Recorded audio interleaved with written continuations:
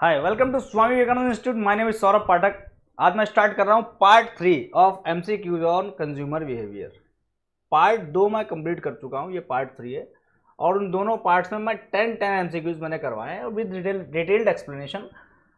और उसमें मैंने नियर टू 80 प्लस डाउट्स आपके जो कंज्यूमर बिहेवियर से थे वो मैंने आपके दूर करे हैं। कुल मिला के बात यह है कि मैं यहाँ पर जो भी सिलेबस लेकर के चल रहा हूँ, पहले देखो इसकी थ्योरी हो चुकी है। कंज्यूमर बिहेवियर की थ्योरी जो है कि मैं ऑलरेडी कंप्लीट करा चुका हूँ। प्लेलिस्ट में जाकर के आप देखिए, माइक्रो इकोनॉमिक्स की प्लेलिस्ट है एसबीआई चैनल पे, वहाँ पर आपको मिल जाएगी। अब उसके बाद मैं इसके एमसीक्यूज करवा रहा हूँ ताकि जो है कि जो आपके डाउट्स रहे बच्चे डाउट्स है वो भी यहाँ पर आपके क्लियर हो सके। तो ये चीज़ है। यहाँ पर देखिएगा कि ये फर्स्ट ये सारे जो है कि एमसीक्यूज हो चुके हैं, है ना। और अब मैं स्टार्ट कर रहा हूँ एमसीक्यूज फ्रॉम 21st क्वेश्चन। ठीक, आपकी स्क्रीन के सामने आपका ये क्वेश्चन था और यहाँ पर इसका आंसर ट्रू और फॉल्स में देना है। मैं पेन देख लेता हूँ कहाँ पर है, फटाफट आंसर दीजिएगा ट्रू और फॉल्स में। मैग्नेट इनके अंदर लगी है, फटाफट।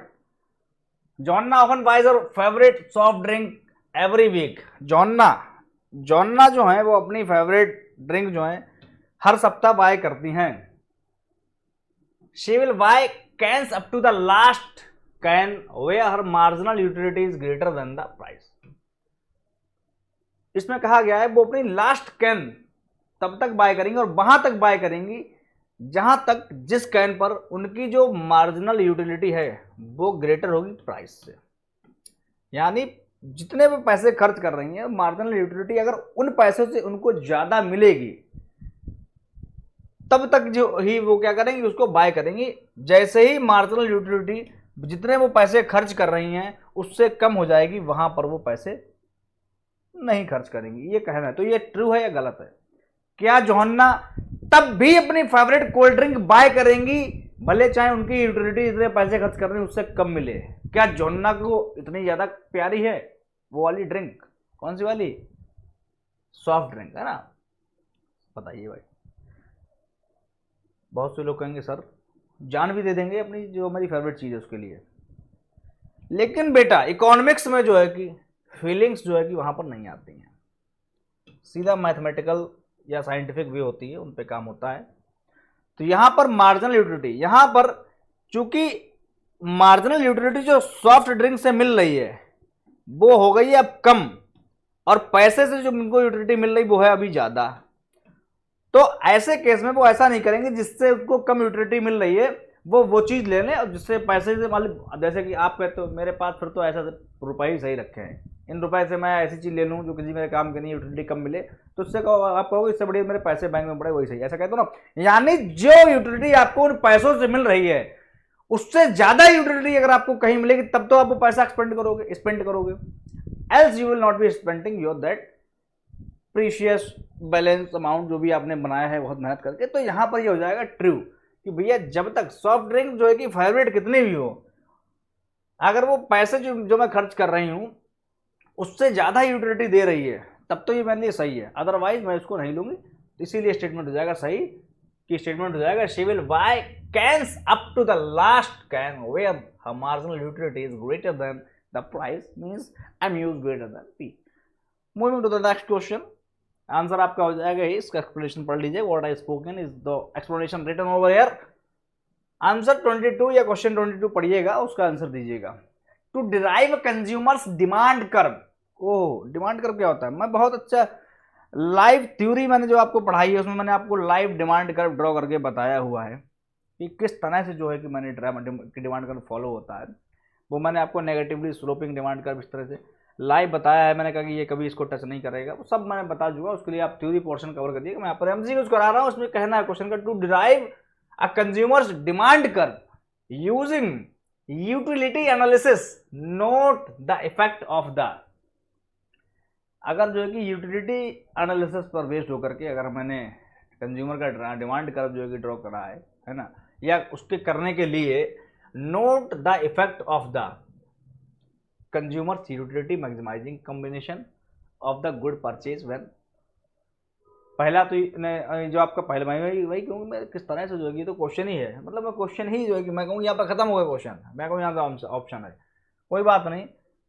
To derive consumers demand curve using utility analysis, note that the effect of the consumers utility maximising combination of goods purchased when the consumers marginal utility change. बताइए consumer की क्या मार्जिनल यूटिलिटी चेंज होती है, तब जो है कि क्या हम उसका जो है कंज्यूमर डिमांड कर्व ड्रॉ कर सकते हैं using utility analysis. Note the effect of the consumers utility maximising combination of the good purchased when consumers marginal utility change. दूसरा क्या है, कंज्यूमर्स इनकम चेंज। तीसरा क्या है, consumers taste and preference change. और चौथा क्या है, the price of product change. Oh, marginal utility. देखिए मार्जिनल यूटिलिटी जो है पिछले वाले क्वेश्चन में आपको लिंक करी गई थी किससे, कि यूटिलिटी जो है कि वो घट जाती है बढ़ जाती है, कैसे, प्राइस से। बताइए घटती बढ़ती है क्या, घटती बढ़ती है, घटती बढ़ती नहीं, जैसे कि जो प्राइस होता है उस पर बेस्ड होकर के हम यूटिलिटी कंज्यूम करते हैं। जैसे कि जो प्राइस का मतलब है जितना अगर उसका प्राइस उतना पैसा मुझको देना है, उतना पैसा मुझे गिव अप करना है अपने पास से, तब मुझे वो चीज़ मिलेगी। और जो पैसे की यूटिलिटी मिल रही है उससे अगर ज़्यादा वो उस प्रोडक्ट से मुझे यूटिलिटी मिली तभी मैं पैसा दे रहा हूँ, ये बात निश्चित है। तो जब ये डिमांड कर्व भी अगर हम ड्रॉ करेंगे यूटिलिटी को लेकर के, तो क्या हम यहाँ पर जो है कि कंज्यूमर मार्जिनल यूटिलिटी चेंज जो है कि यहाँ पर जो मार्जिनल यूटिलिटी है उसका चेंज देखेंगे क्या, कंज्यूमर इनकम चेंज देखेंगे, कंज्यूमर टेस्ट एंड प्रेफरेंस देखेंगे, the price of product change. यहाँ पर क्या हो जाएगा आपका answer, the price of product change, क्योंकि डिमांड कर्व जो है कि वो दिखाता है हाउ मेनी यूटिल्स, है ना, आपने कितने यूटिल जो है कि डिमांड करे हैं अलग अलग प्राइस पे। इसीलिए जो है कि आपका यहाँ पर क्या हो जाएगा, जो प्राइस में चेंज है उसके अनुसार ही आप क्या करोगे, डिमांड कर्व ड्रॉ करोगे। क्या करोगे भाई, डिमांड कर्व यहाँ पर ड्रॉ करोगे। आपका यहाँ पर marginal utility change, consumer income change, वो यहाँ पर काम नहीं करेंगे। Next question, the law of demand states that, the law of demand state करता है। देखिए भैया लॉ ऑफ डिमांड बहुत सीधी सी बात है, स्टेट मैं बता चुका हूँ लॉ ऑफ डिमांड कहाँ पर काम करता है, कहाँ पर गिवन गुड में लॉ ऑफ डिमांड काम नहीं करता, कि वहाँ पर उल्टा हिसाब किताब है।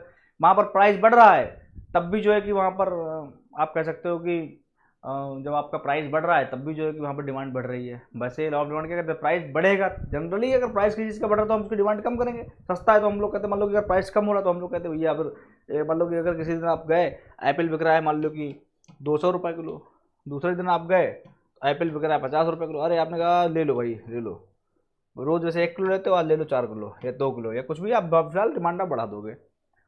तो ये लॉ ऑफ डिमांड कहता है। तो यहाँ पर क्या लिखा है, quantity demanded is inversely related to price. पहला ही हो गया सही, बात बाकी उसे कोई लेना देना हमको होना नहीं चाहिए, क्योंकि पहला आंसर ही हमारा क्या हो जाएगा, सही हो जाएगा। क्योंकि लॉ ऑफ डिमांड जो क्या स्टेट कर रहा है, क्वांटिटी डिमांडेड इनवर्सली रिलेटेड, वो तो इनवर्सली रिलेटेड है ही, मैंने कई बार थ्योरी में बता चुका हूँ। लेकिन ये गिवन गुड में क्या है, ये वर्क नहीं करेगा। गिवन गुड में क्या होता है, उल्टा हिसाब किताब होता है।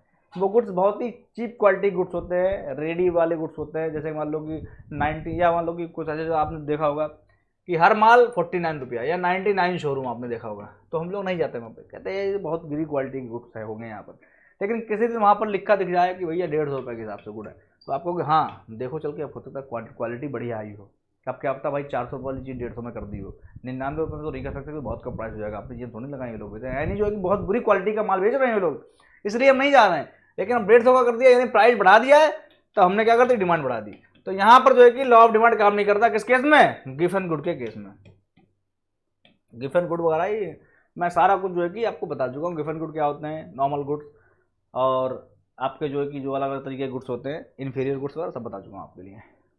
Next question, in animal experiments examining implications of the law of demand, researchers discovered that the law of demand does not apply to animal behavior। आप बताइए एनिमल बिहेवियर जानते हो आप, देखा देखी, एनिमल बिहेवियर जानते हो आप लोग भाई, देखा देखी, मतलब जो है इन्होंने कहा कि लॉ ऑफ डिमांड जो है एनिमल बिहेवियर पर जो है कि अप्लाई नहीं होता है। दूसरा क्या है, were unable to establish prices so could not answer the question of whether the law of demand applies to animal behavior or not, proved that the rats will not drink root, ये देखो ऐसे ऐसे question तो आपको दूर से दिख जाएगा कि मतलब जो है कि ना इस तरीके से जो है कि found that animal consumptions choices are consistent with the law of demand. देखिए लॉ ऑफ डिमांड क्या कहता है कि भाई प्राइस जो है कि बढ़ेगा, डिमांड घटेगी। लॉ ऑफ डिमांड क्या और भी कुछ कहता है?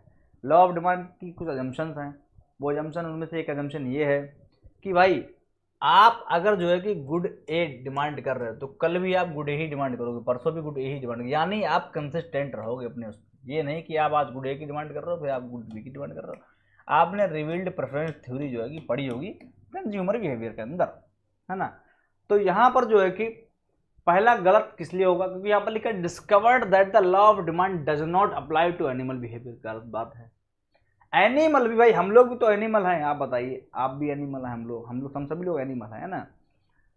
और तो यहाँ पर इन्होंने कह दिया कि जो है कि law of demand does not apply to the animal behaviour. देखिए अब यहाँ पर ये नहीं कहते कि हमने अपने लिए एनिमल की बात, हम बाकायदा उन्हीं एनिमल जो है कि उन्हीं एनिमल्स की बात करें, लेकिन हमने उन एनिमल्स की बात ना करते उनकी जो बिहेवियर है उस पर बात करी है। यहाँ पर हमने उनकी बिहेवियर पर बात करी, तो यहाँ पर उनको कहते does not apply to animal behaviour, ये गलत हो जाएगा। Were unable to establish prices so could not answer the question of whether the law of demand applies animal behavior। अब यहाँ पर unable to establish prices, prices सही नहीं, क्योंकि लॉ ऑफ डिमांड पूरा प्राइस सही नहीं, और भी कुछ चीजें जमसन मैंने कहा था कंसिस्टेंसी की, जो कि डी आपका आंसर कह रहा है कि found that animal consumption choices are consistent. गाय घास खा रही तो वो घास ही खाएगी, है ना। एक तरीके से मान लो कि जो जिसको पसंद, मान लो शेर अगर मान लो फ्लैश खाता है तो वही फ्लैश ही खाएगा, है ना। तो ये आपका जो है कि found that animal consumption choices are concern with the law of demand, answer आपका डी हो जाएगा correct. Along a consumer's demand curve, along a consumer's demand curve price reflects, समझिए बात को समझिए। Along a consumer's demand curve price reflects, price क्या reflect करता है भाई? Cost of production. प्राइस क्या रिफ्लेक्ट करता है? Cost of production. माना कि इसमें कॉस्ट ऑफ प्रोडक्शन होती है इन्वॉल्व, क्योंकि कॉस्ट ऑफ प्रोडक्शन से लोग ज़्यादा प्राइस सेट करते हैं, लेकिन ऐसा भी तो होता है कॉस्ट ऑफ प्रोडक्शन जितनी उतना ही प्राइस सेट हो, या कई बार अगर घाटा हो रहा हो तो वो कॉस्ट ऑफ प्रोडक्शन जो लग रही है उससे भी कम भी प्राइस हो सकता है। तो हम ये कह नहीं सकते हैं, है ना। The dollar value of the total utility from the good along the consumers demand curve price reflect क्या करता है? The dollar value of the total utility from the good. Dollar की वैल्यू समझ रहे आप, डॉलर की वैल्यू जो है कि उससे निकल रही है, ये चीज़ नहीं समझ में आ रही है। तो डॉलर की वैल्यू जो है कि किस तरह से वहाँ से निकलेगी? मान लो ये आपका डिमांड कर्व इस तरीके से, तो ये प्राइस है, क्वांटिटी है। इस वाले पॉइंट से जो है कि मैं ये पता कर लूँगा इस प्राइस पे जो है कितनी क्वांटिटी बिक रही है। अब यहाँ पर भाई जो है कि प्राइस है कुछ भी, मान लो कि जो $2 है, और जो है कि मान लो कि क्वान्टिटी है मान लो कि 10 kg, तो यहाँ पर the dollar value of the utility from the good, dollar की वैल्यू हम पता कर लें, है ना। ये चीज़ नहीं समझ में आ रही है कि डॉलर की वैल्यू हम क्वांटिटी के टर्म्स में इससे पता कर लें कि $1 से इतने 5 किलो मिलेगा, है ना। ये चीज़ है। तीसरा पढ़ते हैं the dollar value of the marginal utility of each additional unit of the good. यहाँ पर क्या हो जाएगा भाई? डॉलर की वैल्यू जो है वो यहाँ पर इन्होंने बताया है कि marginal dollar value of marginal utility of each additional unit of good. ये बात उनकी बिल्कुल मुझे सही लग रही है, क्योंकि केवल और केवल डॉलर वैल्यू जो है ऑफ टोटल यूटिलिटी, यहाँ पे बोल दिया उन्होंने कि total utility from the good. Total utility आप बात इसलिए नहीं कर सकते हो क्योंकि देखिए यहाँ पर आपने क्या करा हुआ है, मान लो ये आपका, मैं फिर से बना दे रहा हूँ, यहाँ पर मैंने आपको MU और TU बताया था कल, MU और TU। मान लो कि यहाँ पर जो है कि $1 पे मैंने खर्च करा, है ना, $1 मैंने खर्च करा, और मुझे यहाँ पर बर्गर जो मिला है वो मिला है कितना? 1। तो मुझे मार्जिनल यूटिलिटी जो मिली है वो कितनी मिली है भाई? मान लो कि 2 यूटिल्स की, टोटल यूटिलिटी 2 हो गई। मैंने दूसरा $1 खर्च करा, दूसरा $1 खाया, तो यहाँ पर मुझे मार्जिनल यूटिलिटी कितने की मिल गई? 3 की, और टोटल यूटिलिटी हो गई हमारी 5 की। तीसरा हमने खर्च करा तो उसमें जो तीसरा $1 खर्च करा, तीसरा हमने बर्गर खाया, मार्जिनल यूटिलिटी हमको जो है कि अब मेरा पेट भर गया, फिर से मेरी 2 की हो गई, यहाँ पे हो गया 7। तीसरा चौथा मतलब बर्गर खाया, चौथा यहाँ पर खर्च करा $1, मार्जिनल यूटिलिटी हो गई 0, टोटल यूटिलिटी 7। अब आप ये बताइएगा, मैंने $4 खर्च कर दिए हैं, टोटल यूटिलिटी कितनी हो गई, 721 हो गई यहाँ पर, ये हो गई। अब आप ये बताइएगा यहाँ पर along the consumer demand curve price reflect, अब ये कंज्यूमर का डिमांड कर्व है। अब मैं यहाँ पर ये प्राइस है और ये क्वांटिटी है। अब इस तरह से जो है कि मैं यहाँ पर ये क्या करूँगा, प्लॉट करूँगा डिमांड कर्व, है ना। इस तरह से मैं ये प्लॉट करूँगा यहाँ पर डिमांड कर्व, क्योंकि जो है कि ये जो है कि प्राइस जो है कि ये यहाँ पर प्राइस नहीं है, मैंने यहाँ पर जितना रेवेन्यू खर्च कर दिया है ना उतना है यहाँ पर। प्राइस इसका हो सकता है अलग अलग चेंज हो, आपका डिमांड कर्व जो प्राइस के हिसाब से बनता है वो ऐसे बनता है कि प्राइस कम तो जो है कि आपकी क्वांटिटी ज़्यादा है यहाँ पर।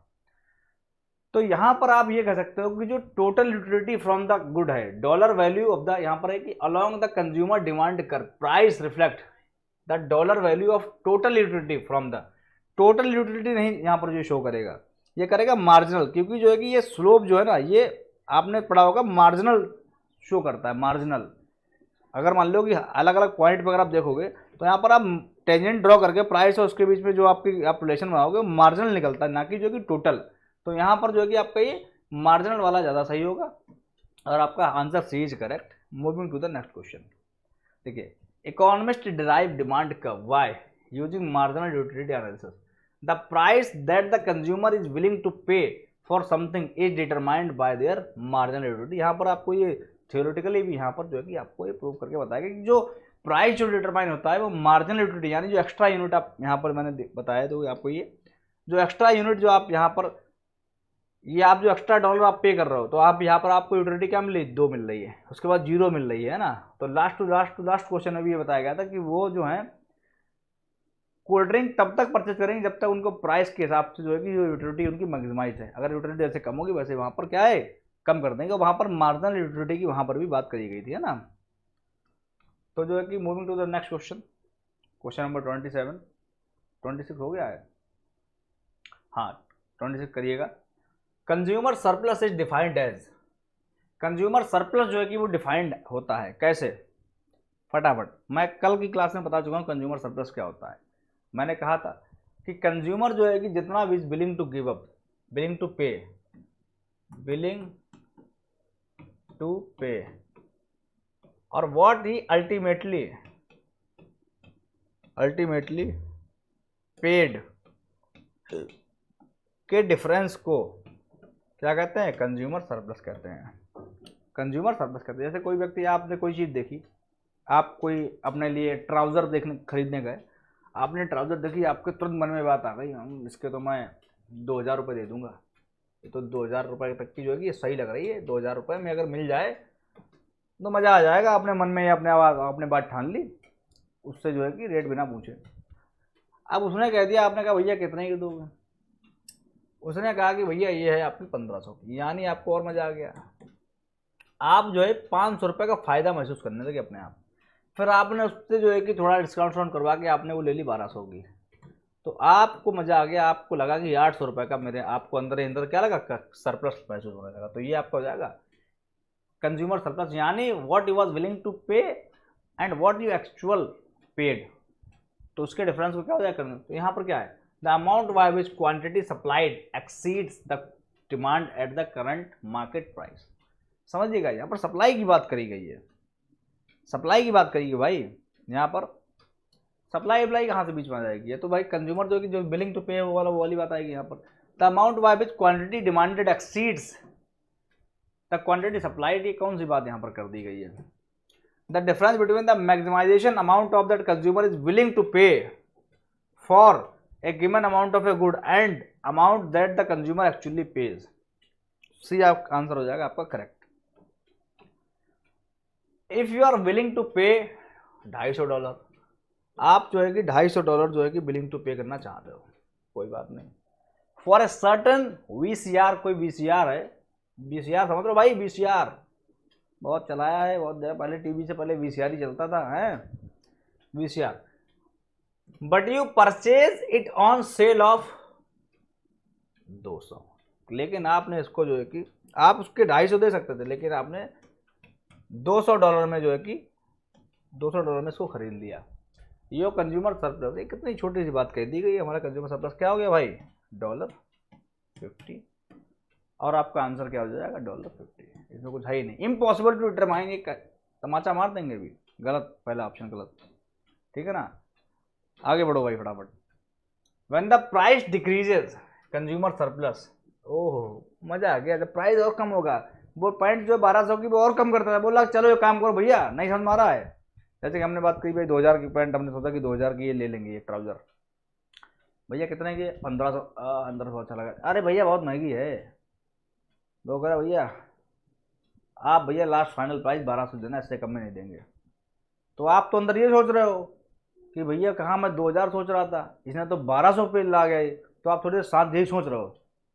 अच्छा 1200 की मतलब इस तरीके से होता है। तब तक उसने कह दिया, उसको लगा कि ये शांत हो गए, उसको लगा अभी अभी लेंगे, इनको अभी महंगा लग रहा है। भैया 1100, प्राइस और कम हो गया। मतलब जो है कि आपका जो है कि सरप्लस बन रहा था 800, मतलब 2000 आप देने को तैयार थे, अब 1200 की बात होगी तो आपको 800 बच रहा था। उसने कह दिया भैया 1100, ये प्राइस यानी उसने कम करा, तो सरप्लस आपका क्या बढ़ गया सरप्लस, यानी जो है 2000 आप देने वाले थे, अब आपको क्या है 1100 देना है, यानी जो है कि 900 आपका सरप्लस, यानी सरप्लस आपका बढ़ गया। प्राइस कम सरप्लस ज्यादा, तो ये वाली बात हो जाएगी। When price decreases consumer surplus increases. Consumer surplus क्या होता है, इंक्रीज करता है और कुछ नहीं। Next, let's suppose you own a business. Suppose करिए आप एक बिजनेस ओन करता है, जो बाकी जिनका बिजनेस है जो है कि, तो वो ओन, वो सपोज क्या करें उनका है, वो ऐसे मान ले कि मेरा बिजनेस है, and you are considering raising the price of your product. आप अपने प्रोडक्ट का प्राइस जो है कि वो इंक्रीज करना चाह रहे हो, कोई बात नहीं। If the demand curve of your product faces an inelastic demand curve. Inelastic समझ रहे हो कि आप चाहे कितना भी प्राइस घटाओ बढ़ाओ, डिमांड पर कोई फर्क नहीं पड़ेगा, इनइलास्टिक है। अगर इलास्टिक होगा तो हल्का सा प्राइस बढ़ाओ डिमांड गिर जाएगी। इसलिए मोनोपोली क्या होती है, मोनोपोली फर्म जो होती हैं वो क्या करती हैं कि जहां पर डिमांड क्या इनइलास्टिक है, तो वहां पर तो प्राइस लेती हैं दबा के, हचक के प्राइस लेंगी, और जहां पर जो है कि इलास्टिक है तो वहां पर प्राइस क्या लेंगी, कम। उन्हें मालूम है कि जो है कि अगर कम प्राइस लेगी तो डिमांड बहुत दबा के आएगी, और प्राइस थोड़ा सा ही बढ़ाए डिमांड बहुत कम हो जाएगी। तो यहां पर जो है कि इन्होंने कहा है कि आप प्राइस बढ़ाना चाह रहे हो, लेकिन यदि the demand curve of your product faces an inelastic demand curve, है ना, then the higher price will increase your total revenue. उन्होंने कह दिया तब जो है कि हायर प्राइस, यानी भाई मैंने क्या कहा था अभी कि जैसे प्राइस बढ़ाएंगे इस वाले केस में डिमांड बहुत गिर जाएगी, क्योंकि वो क्या है इलास्टिक, लेकिन ये क्या है इनइलास्टिक। यहां पर हम प्राइस बढ़ाएंगे तब भी मेरी डिमांड उतनी उतनी, यानी पहले मेरी डिमांड थी 20 और मेरा प्राइस था 10, तो प्राइस इंटू डिमांड मतलब जो है कि मेरा रेवेन्यू आ रहा था कितना 200 रुपया। अब मैंने क्या करा, प्राइस कर दिया 15, लेकिन डिमांड अभी भी उतनी है, क्यों, क्योंकि ये इनइलास्टिक है। इनइलास्टिक का मतलब जो है वो कस्टमर की नीड है, नमक है वो या कुछ भी है, मतलब नीड है, कम नहीं हो रही है, या ये अकेले हो कुछ भी हो, वो बात करें मोनोपोली हो सकते हैं, है ना, कि और कोई है ही नहीं, और कस्टमर को चाहिए और कोई बेचने वाला है नहीं चलेगा, तो डिमांड में कोई कमी नहीं हुई, तो 15 गुणा 20 आपका कितना हो जाएगा 300, यानी रेवेन्यू क्या हो गया, बढ़ गया। रेवेन्यू क्या हुआ भाई, बढ़ गया। तो ये क्या हो जाएगा, यहाँ पर उन्होंने कहा कि रेवेन्यू बढ़ गया, तो यहाँ पर रेवेन्यू बढ़ेगा या घटेगा बताइए फटाफट। रेवेन्यू यहाँ पर बढ़ेगा या घटेगा, रेवेन्यू क्या हो जाएगा भाई, रेवेन्यू आपका बढ़ जाएगा, जैसे कि 200 300 हुआ है, और आपका आंसर हो जाएगा ट्रू। आपका आंसर हो जाएगा true. Moving to the next question. Moving to the next question. The market demand curve for a product is, the market demand curve for a product is the horizontal sum of the demand curves. Market demand curve for a product is क्या है, horizontal sum of demand curves for each of the individual brands of the product. इन्होंने कह दिया जो market है, market में बहुत सारी फर्म्स होती हैं, बहुत सारे प्रोडक्ट होते हैं, है ना, तो उसका जो डिमांड कर्व है is the horizontal sum of demand curves of each individual brand. ऐसा होता है, ये सुनो। Second, the horizontal sum of demand curves of each of the individual buyers in the market. कौन करता है डिमांड, डिमांड कौन करता है भाई, डिमांड करता है बायर। तो यहां पर जो है पहले वाले में था sum of demand curve of each individual brands, लेकिन डिमांड एक्चुअल में करता कौन है? बायर करता है, बायर। तो यहाँ पर आपका आंसर क्या हो जाएगा? The horizontal sum of demand curve of each of the individual buyers in the market. ये आपका हो जाएगा सही। सी वाला क्या है? The sum of the same as the demand curve facing each the individual sellers.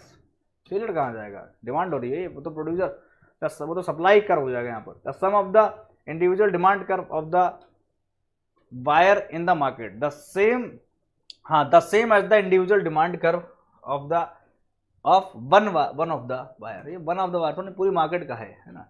तो आपका आंसर हो जाएगा करेक्ट। तो we are done with 10 question, 10 MCQs with detailed explanation of all the 4 options. Okay, so I hope your 40 doubts are clear from these 10 questions. I will be moving or coming up with the part 4 of this consumer behavior MCQs session. Okay, very soon. Till now, keep on practicing, or I hope all the doubts are clear to you. If any doubt is there in your mind, you please comment below in the comment section. I will be trying my best to provide solution for your further topic, and please go through the playlist of microeconomics. There I have completed lectures from consumer behavior to theory of cost and theory of production, and all the MCQs are done. So please go through these lectures, and I will be trying my best to cover the whole syllabus very soon. Thank you so much. Take care.